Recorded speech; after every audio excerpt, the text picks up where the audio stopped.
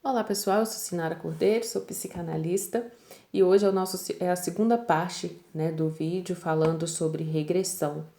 E hoje eu quero pontuar aqui algumas questões e citar alguns acontecimentos, alguns relatos, tanto de vivência clínica quanto também nos grupos de apoio, alguns relatos de alguns pais, falando sobre esses primeiros momentos, onde começa a ter essa regressão.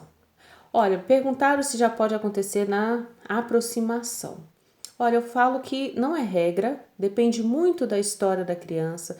Talvez se a criança já tiver passado por alguma devolução, pode ser que ela já inicie sim esse processo dentro de uma aproximação, tá? Mas não é regra. Vai depender muito da história do seu filho.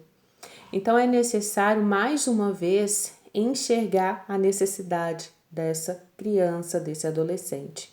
E é importante também entender que dentro desse tratamento residencial, que é como o Winnicott menciona, ele fala que as crianças elas precisam dessa saúde emocional restabelecida. E ele considera também que o objetivo é quando o lar suficientemente bom é o lugar assim mais apropriado para a criança crescer e se desenvolver-se. Ou seja, o que seria esse lar suficientemente bom? Esse lar que vai acolher, esse lar que vai enxergar a necessidade do seu filho, o que ele está sinalizando e obter esse acolhimento. Mas aí alguns pais pensam assim: poxa, o menino já é um adolescente, não faz sentido ele querer que eu dê banho nele. Porém, você vai precisar entender o que está por detrás desse momento do banho. O toque, o carinho, a preocupação, o cuidado, lavar a cabeça, toque. Às vezes a criança chega com um pente e fala: penteia os meus cabelos.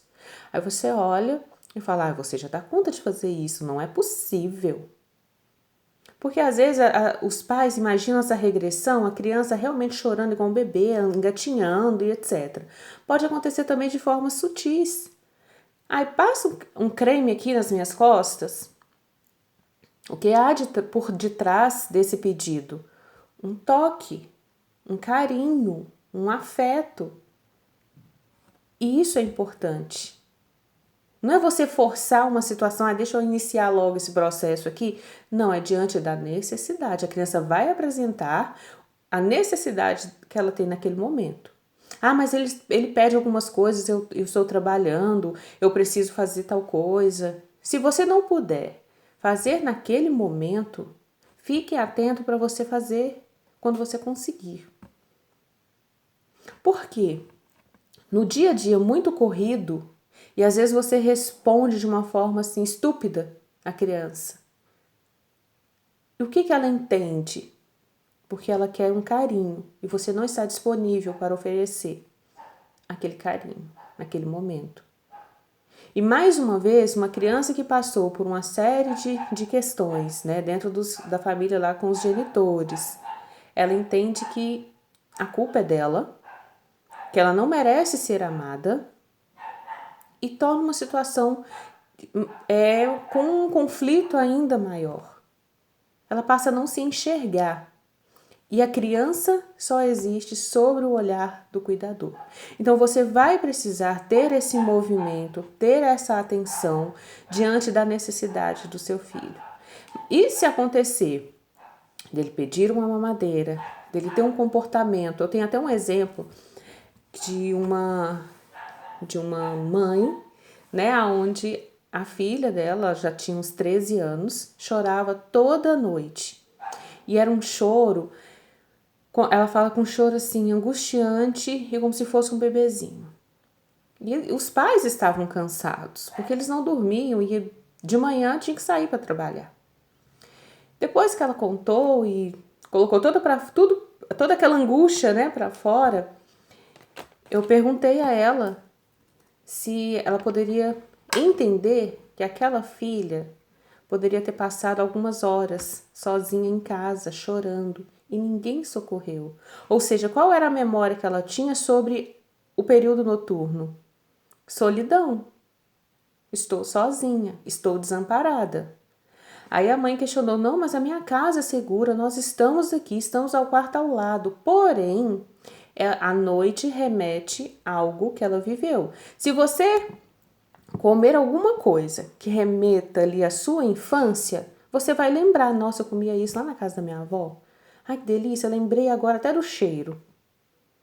Ou seja, a sua memória te levou lá na sua infância.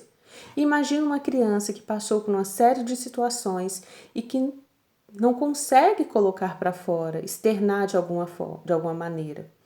Então, o que aconteceu com essa família? Eles, em um momento ali, eles simularam um nascimento, um parto. Então, naquele momento da noite ali, pegaram a mamadeira, entenderam, né, o recado, fez ali, a mãe colocou a almofada embaixo da blusa e simularam um parto, e a menina nasceu ali naquela noite, naquele momento. Ela ficou assustada: que é isso, mãe? Que é isso, pai? Eles pegaram a madeira, os dois olhando para ela. E ela, meses depois, ela entra em contato novamente. Ela fala assim: Nara, para falar a verdade, eu nem sei quando é que ela parou de chorar à noite, porque ela se sentiu acolhida. Então é essa que é a diferença. Talvez você olhe assim: eu vou ter que parar para fazer tal coisa. Observa o que você ganha, o que seu filho vai ganhar se você realmente parar esses 10 minutinhos para responder a esse pedido que ele está fazendo. Ah, mas ele fez cocô na calça, ele fez xixi, eu tenho que trocar roupa, eu tenho que trocar lençol. Cuida. Ah, ele pediu uma chupeta, eu tenho medo de alguma coisa. Ai, cuida, ofereça essa chupeta. Se a criança já chegou com a chupeta, ou com um paninho, ou com um bichinho sujo, calma. Não tenta tirar isso dele. Sabe por quê? Porque essa chupeta tem um significado. Traz segurança. Então, ela precisa naquele momento. E nós não estamos falando da saúde, daquilo que você está vendo, e sim daquilo que você não vê, que é a saúde emocional. Ah, mas eu escondi a chupeta, joguei fora, ele nem lembrou. Cuidado, porque lá na frente pode ter um resultado. Ah, mas o que você está querendo dizer com isso? Olha, essa fase oral, ela é muito importante para essa construção psicológica da criança. É o primeiro momento, é onde nós, o ser humano, sente prazer. A primeira zona, né, de prazer do ser humano é a boca. É onde ele recebe o alimento, ele conhece, coloca a mãozinha na boca. Ah, mas meu filho põe a mão na boca e a mão tá suja. Ao invés de você xingá-lo, falar: tira essa mão da boca, Miriam. Tenta desviar essa atenção. Filho, vai lavar suas mãos. Deixa eu lavar suas mãos aqui. Pega nas mãos deles e lava. É importante, porque ele vai receber o cuidado, ele vai receber o afeto. Porque talvez, quando ele fica assim, muito com a mão na boca, com o dedo, que traz essa segurança, observa, dá um abraço, vem cá, deixa eu te pegar no colo um pouquinho. Ou seja, você vai estar mostrando a ele que ele está seguro, que ele está protegido. E aos poucos, esse hábito, ele vai sumindo. Porque você não está colocando ali uma tensão na criança para ele não fazer algo que ele não sabe controlar. Imagina a criança com a vontade de colocar o dedo na boca e ele sabe que se ele fizer isso, os pais vão brigar. Só que a vontade é muito maior do que ele consiga controlar. Então ele começa a arrumar meios de tentar enganar e coloca a mão, tampa, põe um livro na frente e fica assim. É uma ansiedade que já está gerando a mais dentro dele. O medo de decepcionar esses pais, o medo de levar ali um xingamento, mas também tem uma necessidade. E não é isso que você quer para o seu filho. Então, controlar e contornar essa situação com uma tranquilidade é necessário. Ah, o xixi na cama. Ah, mas ele fez isso. Ah, ele chora. Ah, ele fica com muita raiva. Ah, ele está agressivo. Françoise Doutor, ela fala que tudo é linguagem. E em um dado momento, a criança precisa, e tem aqui dentro de do livro dela, né, que o título é esse, Tudo é Linguagem, podemos entender que tudo é linguagem, não somente em palavras, mas também em gestos. Gestos, sons, de uma forma simbólica. O ser humano precisa expressar-se quando ele acaba de nascer. Um bebê não fala como eu estou falando aqui quando ele nasce. Ele se expressa através dos sons.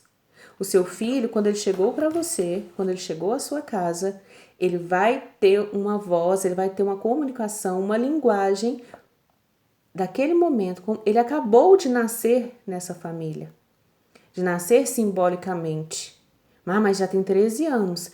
Não fica focado na idade, mas sim na necessidade que ele tem para desenvolver-se. Então, esse outro, né? E ele precisa de uma condução, de uma voz que conduz. Essa voz associada a uma condução, a uma orientação, essa voz que vai trazer uma segurança. Estou aqui, meu filho. Eu vou te ajudar. Está tudo bem. Mas ele fala que não precisa, que ele quer fazer tudo sozinho, que ele sabe. Talvez ele fale isso. Mas será que é o que ele sente? Talvez a criança chegue e fale assim, amarra meu cadarço. O que é por detrás desse pedido? Mas ele já sabe fazer isso. Ele já sabe colocar uma meia. Ele já sabe passar um creme, já sabe pentear o cabelo. Lembra que tudo é linguagem? E através dessa comunicação do seu filho, tem um toque. Toque de quem? O toque do pai, o toque da mãe, o toque do responsável. Algo que ele não teve, esse olhar. Então, é importante entender o que há por detrás de um pedido, de uma ação, de um gesto do seu filho. Mas é muito esquisito. Se você começar a entender o que há por detrás dessas atitudes, você vai entender também que aos poucos ele vai tendo esse pertencimento. E ter o pertencimento não é só você falar que ele pertence à sua casa, não é só você dizer que ele é amado. Ele precisa sentir, porque dentro dele ele entendeu que carinho é só o que ele teve antes, ou que não teve. Deixa sozinho, se vira, agressões físicas. O momento de toque para ele era apenas quando ele era agredido fisicamente. As palavras que deferiam eram apenas palavras agressivas, xingamentos, cheios de ofensas. E se você realizar de uma forma diferente, ele vai sentir que ele está sendo amado. Você vai dizer que o ama, claro, mas quando ele sente, quando a criança sente, quando o adolescente sente que ele está sendo respeitado, amado. Lembra do filme O Contador de Histórias? Quando a repórter chega para o Roberto e fala, posso conversar com você? Ninguém nunca fez esse pedido a ele. Posso me sentar aqui? Com licença? Ninguém nunca tinha se referido daquela forma ali com ele. Passava por cima, ele não existia. Aquela fala foi diferente.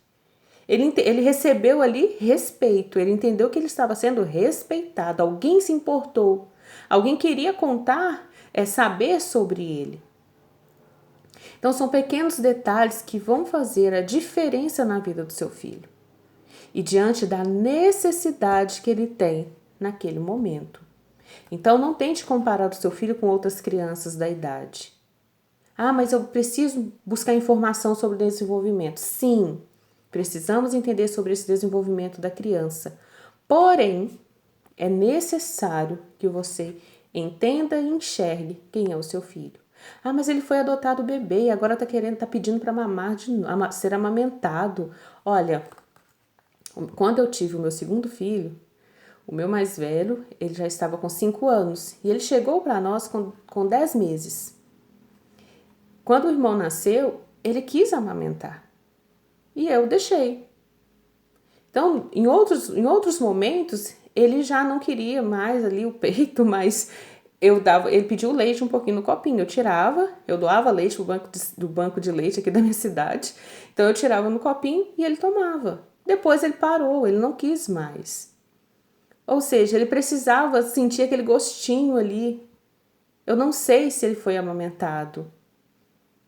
E se era uma falta que ele necessitava daquele momento, pronto. Tá tudo bem. Ele sentiu um acolhimento. A reação, você precisa entender sempre o que é por detrás daquele pedido. Não apenas o que você está vendo. E não entender que o filho, nossa, ele tá querendo ver o meu seio, ele tá pedindo, tá querendo encostar. É toque. Ai, se ele fez isso, pega no colo e fala, vem cá, deixa eu te dar um abraço. Porque quando você pega um bebê, você acolhe o bebê, você segura, protege a cabeça, protege o tronco, protege as pernas e tá aqui, ó, junto. Vamos imaginar um bebê que nasce prematuro, ele é colocado assim, como se fosse um canguru, né? E tá ali sentindo o toque, o calor humano, é isso que importa, é isso que é interessante para a criança, para o adolescente. E se o adolescente ele sente, ele começar a sentir esse respeito, esse afeto, que vai mais do que palavras, ele começa a entender que esse ambiente é suficientemente bom para esse desenvolvimento. Esse ambiente vai ter regras, na sua casa tem regras, na sua casa tem limite, tem afeto, tem vínculo, tem compreensão. E tudo isso é importante para essa construção emocional dos filhos. Então, que você, para quem ainda não, os filhos ainda não chegaram, reflita sobre essas questões, para quando acontecer, você enxergar e reagir da melhor maneira possível. Não busque a perfeição, porque aí você se frustra. Mas reajam da melhor maneira possível, pensando na saúde emocional do seu filho, ok? Então, fica esse aqui o nosso vídeo falando sobre regressão. Dúvidas, pode deixar aqui os comentários e vamos conversando mais sobre esse assunto. Até o nosso próximo.